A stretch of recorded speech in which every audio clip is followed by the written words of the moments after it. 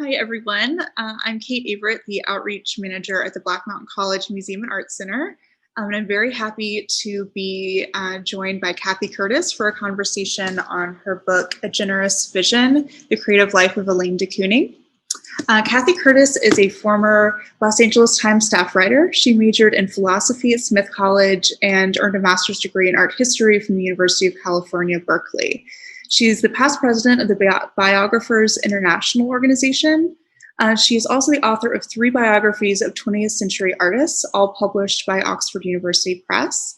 Those include Restless Ambition, Grace Hartigan, painter, from 2015, Alive Still, Nell Blaine, American painter, from 2019, and the focus of today's conversation, A Generous Vision, The Creative Life of Elaine de Kooning, which was the first biography of the painter and the Black Mountain College alumna. Curtis's next book is A Splendid Intelligence, The Life of Elizabeth Hardwick, forthcoming from W.W. Norton in November of this year. She's currently working on a biography of Edna O'Brien, the great Irish novelist, short story writer, and playwright. Thank you so much for being with us, Cathy. Well, thank you for having me.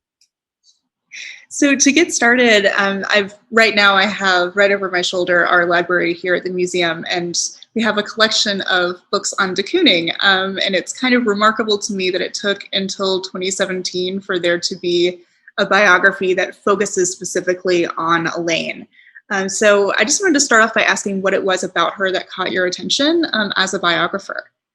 My previous biography was of the painter Grace Hartigan, as Kate mentioned.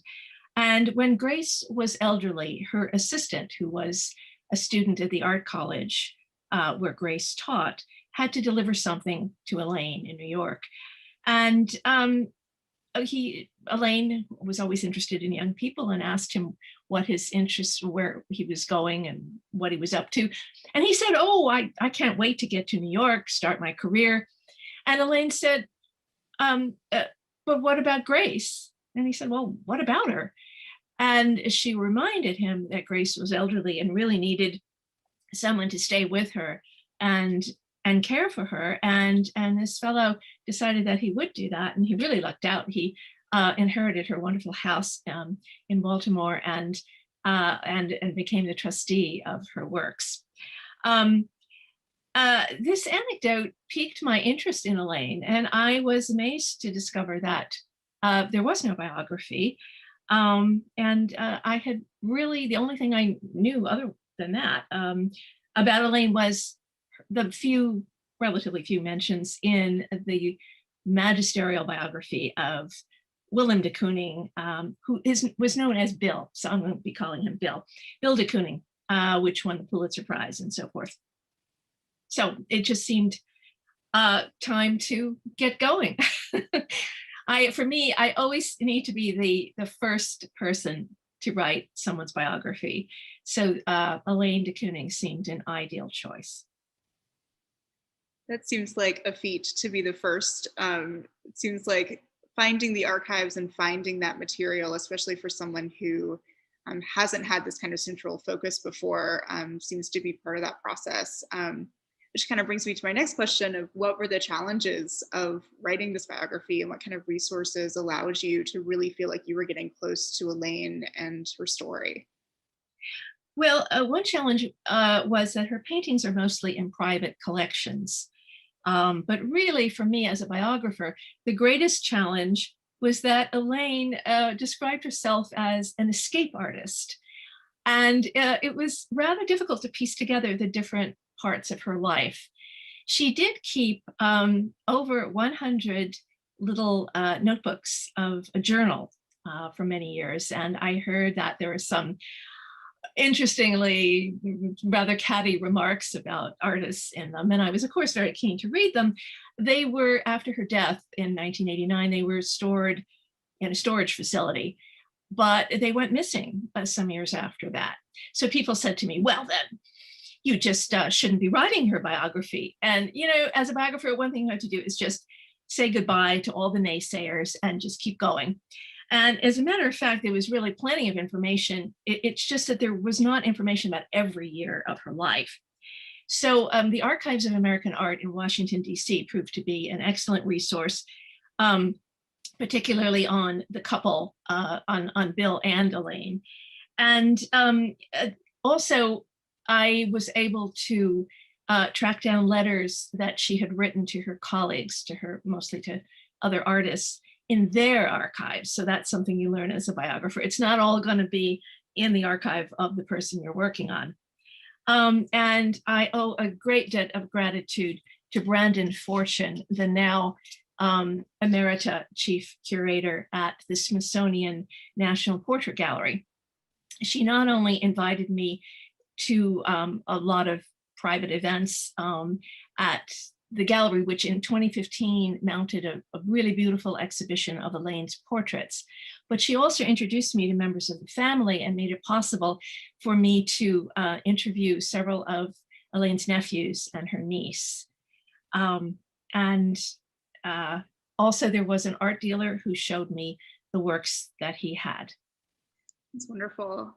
I want to kind of get started on the way that you tell Elaine's story and her narrative. And in the first part of your biography, you focus pretty intensely on her relationship with her mother and her mother's eccentric personality and mental illness, and kind of how that influenced Elaine's childhood and then moving forward. So I was hoping that you could speak about their relationship and how that informed Elaine's life. Well, you know, so many women have issues with their mother. And I found it interesting that all four of the women that about whom I've written books have had times in their lives when they simply could not sit down with their mother without having an argument. Now, Elaine was sort of a special case. She was the oldest of four children. Her mother, Marie, seems to have suffered from some sort of mental illness. Now, obviously, as a biographer and as someone who never met her, I could not diagnose this, but there are facts. And for example, when Elaine was just 6 years old, neighbors had noticed that the children, she had a sister and two brothers, that the children were poorly dressed, they looked shabby, and they looked malnourished. And in fact, one of her brothers had rickets. And so they notified the authorities. And the police came, two policemen, to take Marie to an institution. Now, Elaine was 6 years old, and her mother simply refused to go. And imagine you're 6 years old and your mother is screaming in the arms of these two policemen, refusing to leave the house. I mean, that has to leave a great scar. Her mother returned after a year. Her father had signed her out of the institution. Her father is kind of a strange figure in that he just doesn't seem to have exerted much influence one way or the other, although his interest in sports was something that Elaine picked up. But Elaine, though, never spoke of this tumultuous event in her life. What she liked to talk about was that her mother, who was a very intelligent, and considering that she didn't have a great deal of education, an educated person, an aware person, her mother had brought her to the Metropolitan Museum of Art. They lived in Brooklyn, so this was a fairly easy journey, and also had decorated the house with reproductions of paintings by famous artists. So Elaine always credited her mother as, you know, the reason she got into art.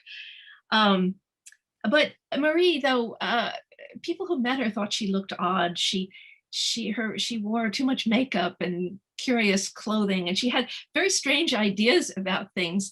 For example, she told Elaine that she had to wear bangs on her forehead because that would help her look a little less intelligent. And the reason for that would be that if she looked too intelligent, a man would never want to marry her.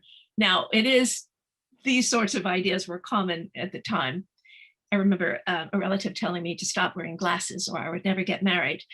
But this coupled with, there's some other choice ones that girls are smarter than boys, Marie thought, but that men are smarter than women. So there were all these sort of dicta that, you know, went out to the family. I believe that Elaine's alcoholism, she was a rather severe alcoholic until she finally quit late in her life. And also her inability to be alone and her restlessness, her need to always be at work on something. I think it's hard to escape the idea that she was just trying very, very hard not to be her mother. Of course, being the Black Mountain College Museum Art Center, we're very interested in Elaine's time at Black Mountain College. And currently, as we're talking, we have an exhibition up about the women of Black Mountain College. And I think Elaine is such a presence, even though she was there for such a short period of time, which is part of the reason we, of course, have, I think, a pretty strong affection for her within our staff and within the Black Mountain College community.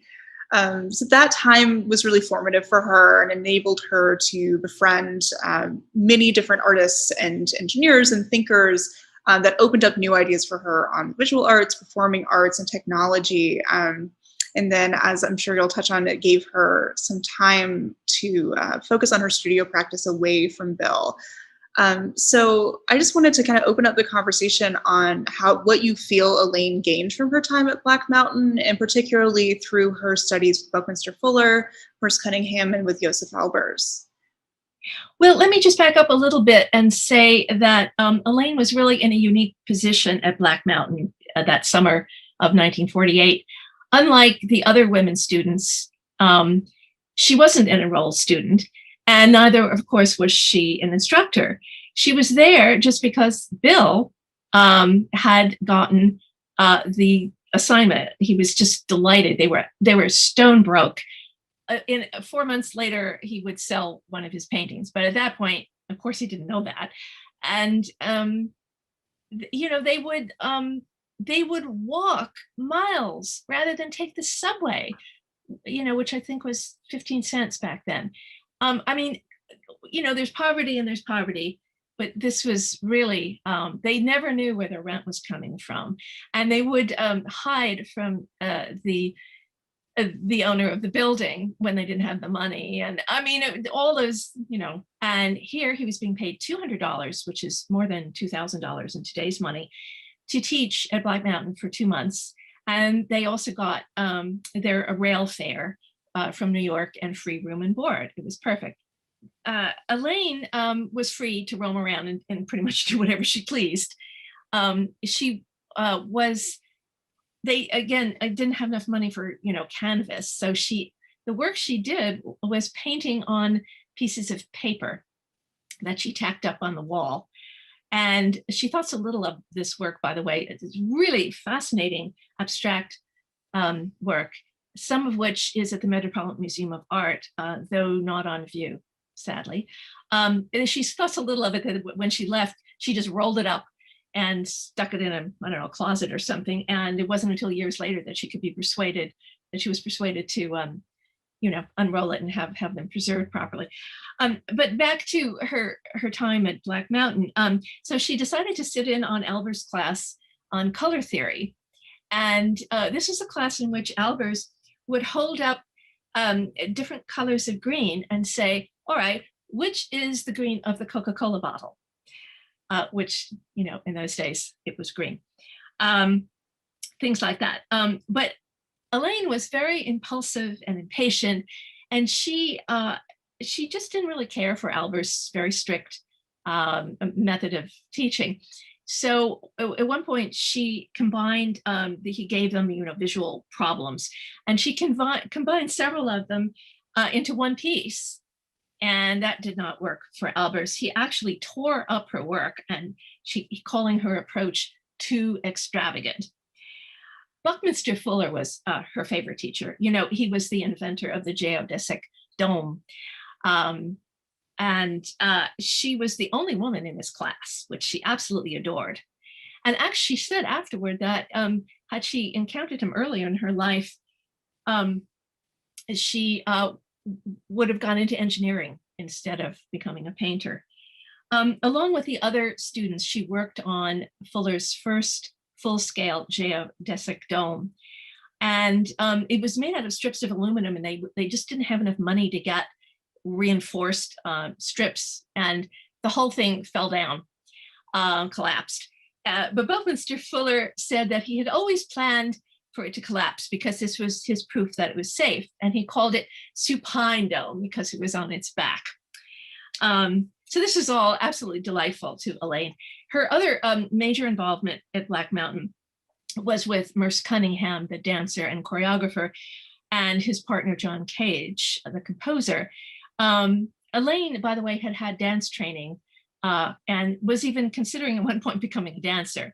So she was cast in a one-act play with music by Eric Satie called The Ruse of Medusa.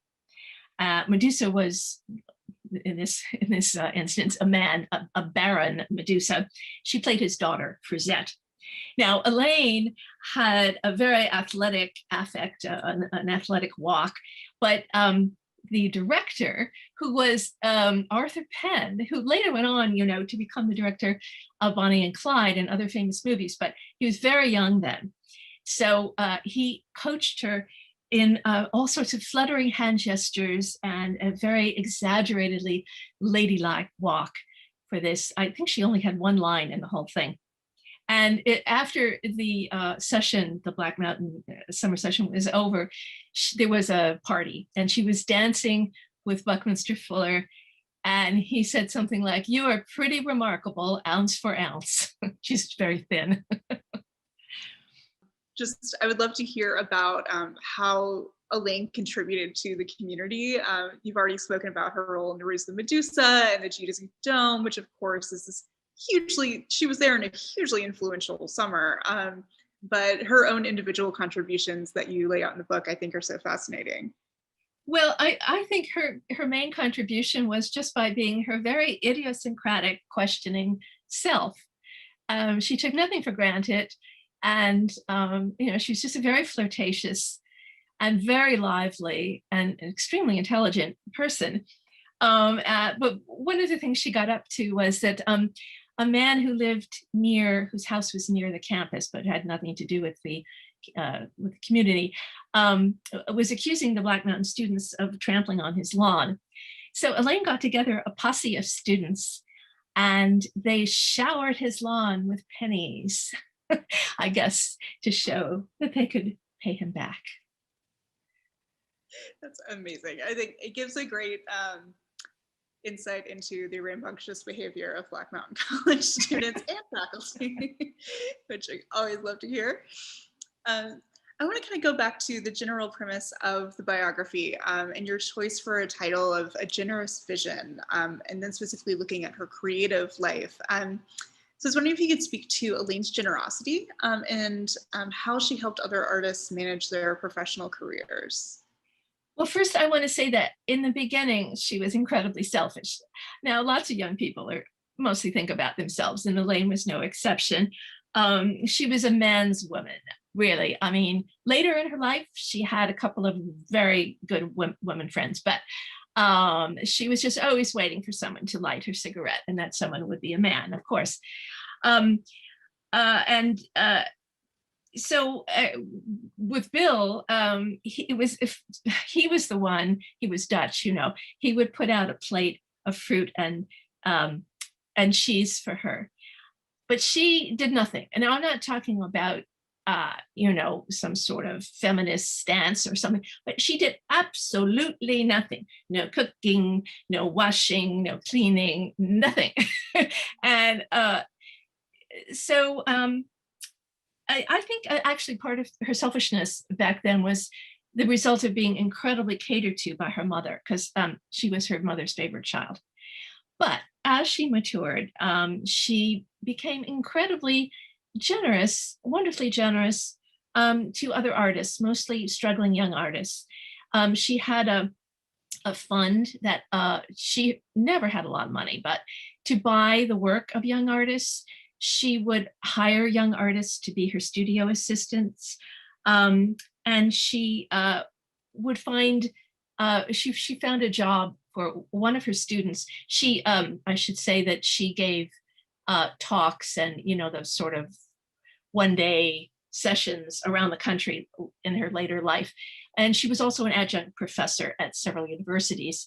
And one of her students was someone who hated to be alone. And so she said, well, why don't you become an art dealer, and Aladar Marburger did become a very successful art dealer. She would paint him later in his life when, very sadly, he was dying of AIDS. But Elaine also had generosity just toward just about anybody, especially if they were someone who didn't have much money or who had committed a crime. She sort of didn't believe in crime. And when somebody stole from her at one point, she invited, instead of, calling the police or anything like that, she just invited him up to her loft. So, one of the things she did, well, sort of without realizing it, but when she met Joan Mitchell, the painter Joan Mitchell in France, where Joan was living, Elaine introduced her to a young woman who, well, obviously unbeknownst to her at the time, became one of Joan Mitchell's lovers. So she worked on all levels. And so one of the things that I really appreciate about your biography, and again, just referencing my collection of de Kooning books behind me, there is, of course, Portrait of a Marriage is a previous biography that kind of touches on Elaine in some ways, but within the context of her marriage.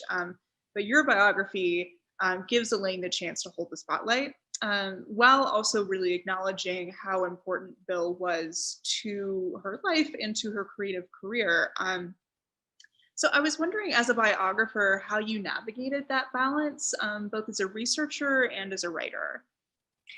Well, since there already was a Pulitzer Prize winning biography of Bill, I figured there really was no reason to go back over his entire life. I mean, I did have to introduce him, of course. But as I have done with my biography of Elizabeth Hardwick, another prominent woman married to a prominent man, I included only so much of Bill's life as was necessary to tell Elaine's story. However, I must say that I am indebted to Anna Lynn Swan, co-author of Bill's biography, for transcripts of interviews with Elaine's long deceased brother. Very, very helpful to me. But I confine my own research just to Elaine's life. Elaine and Bill were married in 1943, and they actually never divorced, but they did separate in 1957. They had had an open marriage. I mean, ever since, even when they met, Elaine was involved with the artist Milton Resnick, and she kept on being involved with him even when things got really serious with Bill. So, on a sexual level, as I said, they had an open marriage, and it was difficult for her to, well, it wasn't. I mean, it was difficult for her to live with him, but in later years when people said, oh, how hard for you to live under his shadow, she said, no, I lived in his light. And what she meant by that was that what he taught her was incredibly important to her maturation as a painter. Yes, she had been to art school, but he sat her down in front of a still life early on and made her really see what she was painting. And it was this attention to detail and to how to reproduce it, that and the many, many things he said to her, his aphorisms, which she would repeat all her life to her students. And even though they had their personal difficulties, she revered him as an artist, as well she should. I mean, he was one of America's very great artists, as she was not, I should add. She's a very interesting person. Her work is also interesting, but I would never call her a great artist, I'm afraid. Can you speak a little bit more on that? I'm really curious about that. Well, her portraits, she worked in a number of different areas. Oh, and I think portraiture was the main one. And I do want to say that she was very clever in choosing a type of painting that Bill was leaving at the time. I mean, yes, he did paint portraits, and he painted a beautiful one of her, but he was involved in rejecting realism, and as we know him as an abstract painter. So her finest works yes, are portraits. And I think her very finest work, well, I guess I'm jumping ahead a bit, but is is her portrait of President John F. Kennedy. Um, I just want to take a moment to mention how one encounters this portrait. Of course, it was in the show, but the show is long disassembled. But of course, the Smithsonian National Portrait Gallery is not open right now. But when it is, this is a gallery that's always open, always there. It's the gallery of the presidents, every single one.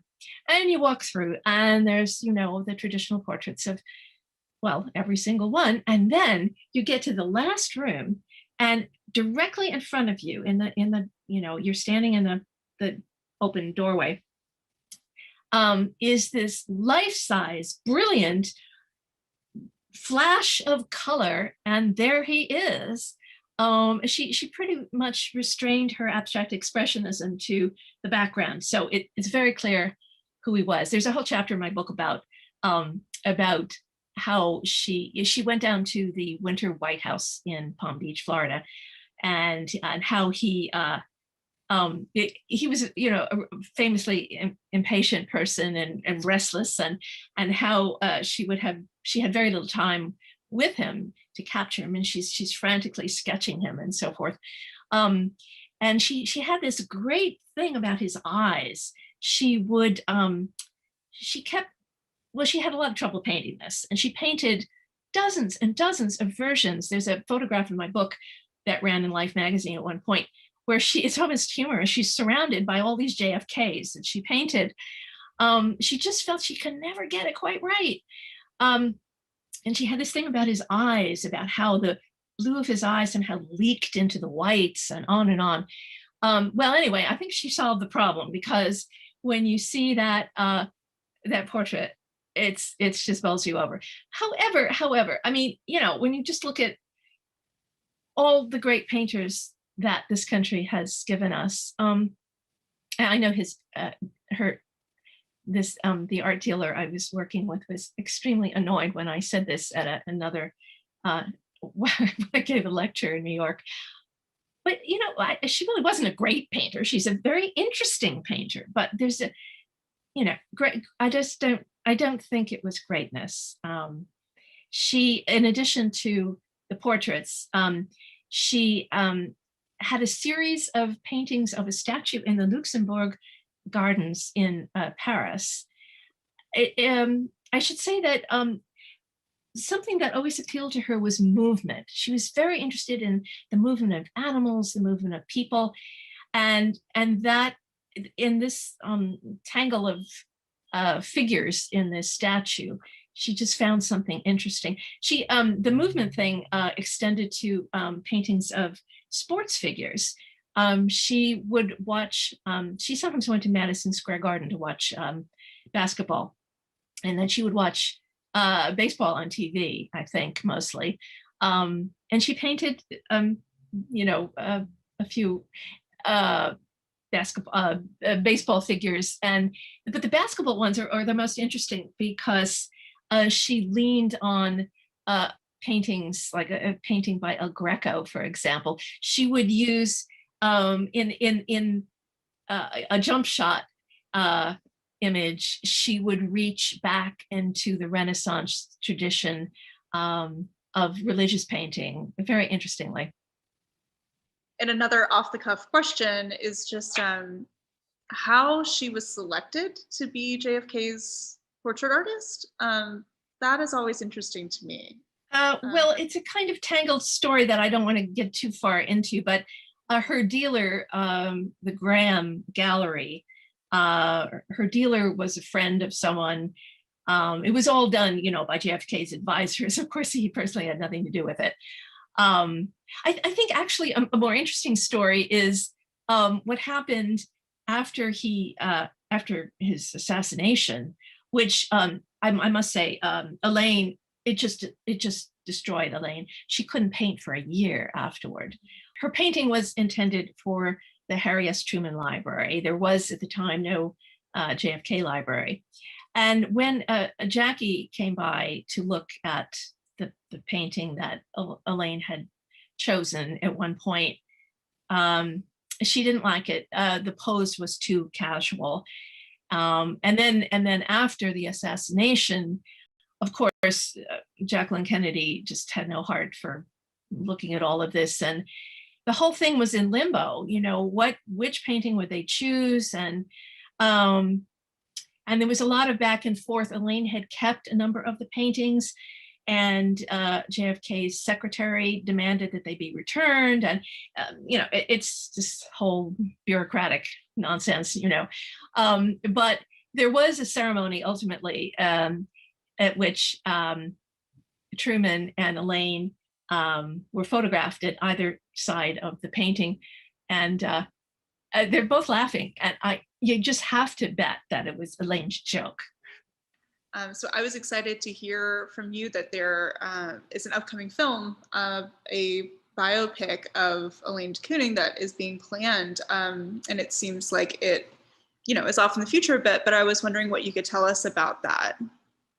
Well, it's called "It Never Entered My Mind," and the screenwriter is Claire Van Kampen, who is a multi-talented British woman.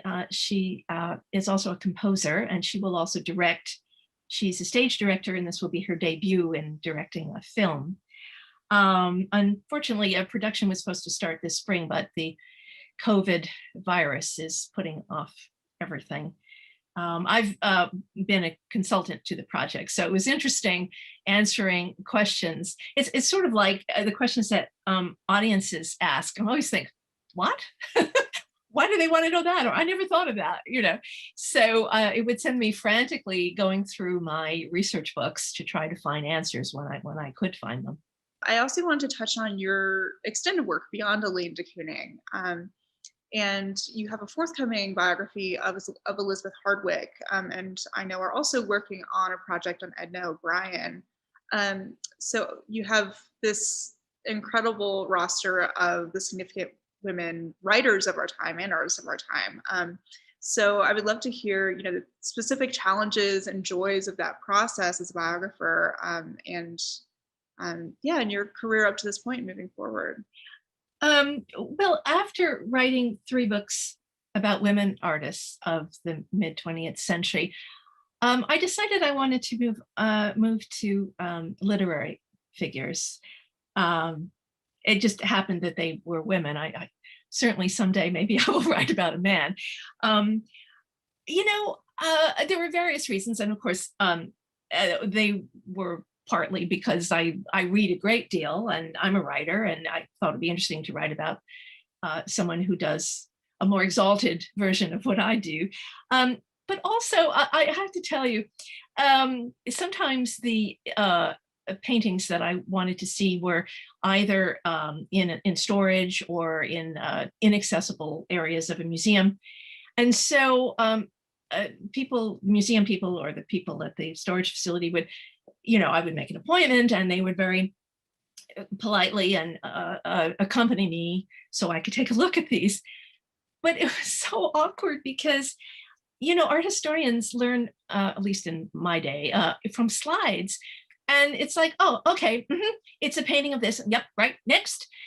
But there I was. They were standing there, waiting for me, goodness knows what. I mean, to make a pronouncement or say something, or it was so awkward. Minutes would tick by, and I'd be like, okay, but it was as if I was supposed to, write a condition report or something. And I just felt that I don't really want to do that anymore. The thing is, I'm a biographer. Yes, I was trained as an art historian, but I'm not writing an art history book. What I really am interested in is the nexus of the intersection of the life and the work. I don't care about process. I don't care really how they laid on the surface on the on the canvas. And I just care about what the end product is and how they felt about it and how other people felt about it and how it fit into their lives. So it's very important to me to be the first biographer of my subjects. And I was very surprised, once again, that nobody had written a biography of Elizabeth Hardwick, who was a notable cultural critic, a really fantastic short story writer and the author of the quasi-autobiographical novel Sleepless Nights. She was born in 1916, died in 2007, and was married to the poet Robert Lowell, who was a big deal in poetry during her lifetime. He was on the cover of Time magazine, for example. So once again, there was the problem of the famous husband. And again, because there are 3 major biographies of Lowell, my decision was obvious. I was, again, only going to write about, his life as it pertained, as it touched on hers. This is a couple that did divorce. And it's interesting that Elizabeth's long life divides into approximately 30-year periods, before Lowell and after Lowell. She was born into a large, poor family in Kentucky. And by the time she met him, she was already a powerful voice among the New York literati. Her writing is piercingly evocative, and her opinions about subjects ranging from politics to the cities of New York and Boston are wholly original and often really startlingly so. Some of her short stories and her essays are collected in volumes published by New York Review Press, New York Review Books. But I'm hoping that the publication of my book in November of this year will inspire a publisher to publish all her works, which really, really deserve to be read. And now, as Kate said, I'm working on a biography of Edna O'Brien, Ireland's great novelist, short story writer. She did so many things. She was a poet. She's written nonfiction and teleplays and stage plays and movie scripts. She's now 90. She still looks gorgeous. She became famous at age 30 for her novel, The Country Girls, which is the story of 2 girls in rural Ireland, which she said later each of them had a side of her 2 opposing personalities. So we have Kate, the obedient one, and Baba, the mischievous one. And this was a great hit in the US and London, but it was banned and even burned in her native Ireland. So there's a great story there.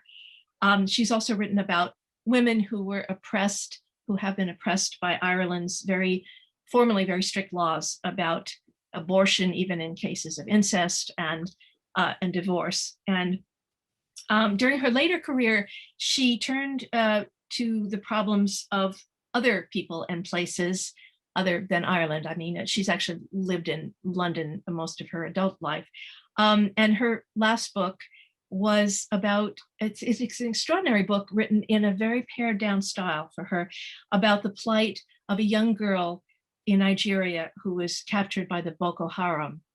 And really incredibly, in her late 80s, she took 2 trips to Nigeria to research this book. So another extraordinary woman.